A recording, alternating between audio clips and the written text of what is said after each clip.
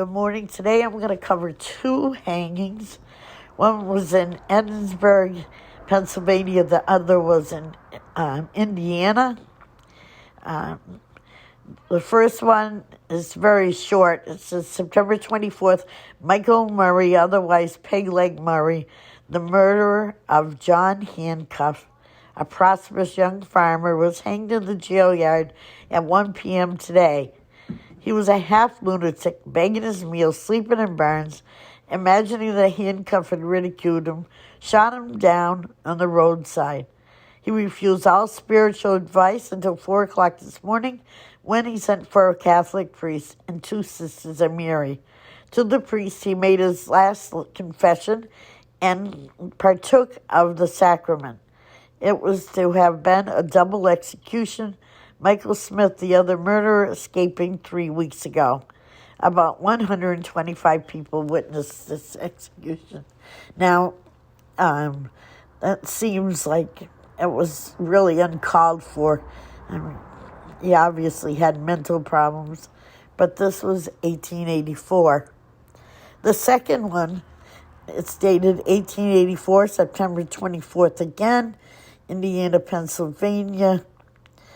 John Sarver was executed.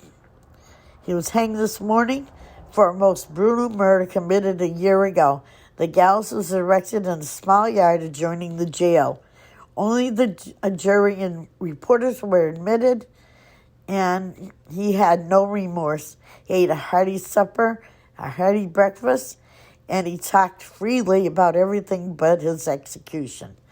A Catholic priest did accompany him to the scaffold, and the drop fell at 10:30. Now, he was charged and convicted of the murder of his father near the village of West Lebanon, Indiana County. On that day, him and his father had been working at an adjoining farm, and on their way home, they had several quarrels. Joe, the man that killed him, threatened to whip and beat his father. And on his arrival home, his father went into the barn, refusing to go into the house until he's assured by the housekeeper, Miss Kelly, that Joe would not do him any harm. In the meantime, Joe had gotten his revolver, and shortly after the old man came into the house, Joe again began abusing him. During the war words, Joe turned down the lights and afterward blew it out. As he did so, he fired the revolver. He did not kill the father, and so the father went out to the house saying he was going to call the police.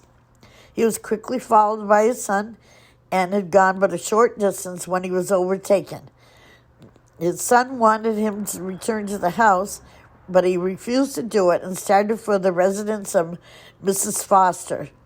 He was pursued by Joe, and just as he was entering the door of Mrs. Foster's house, Joe fired the ball from his gun and penetrating his head, killing him almost instantly. He then returned to his father's house and fired at Miss Kelly, the ball passing through her left arm. She ran out of the house, pursued by Sarver, who shot her again, this time in the face. She fell to the ground and was left in what he was sure a dying condition. Sarver then devamped and was arrested near the village of Livermore the following day, where he was brought to Indiana and lodged in jail, where he made a full confession of the crime and was convicted in March court. His defense was insanity. A motion for a new trial was refused. An appeal for a commitment of sentence to imprisonment to life was refused by the Board of Pardons, and the governor concurred his sentence. So he was sentenced and hanged.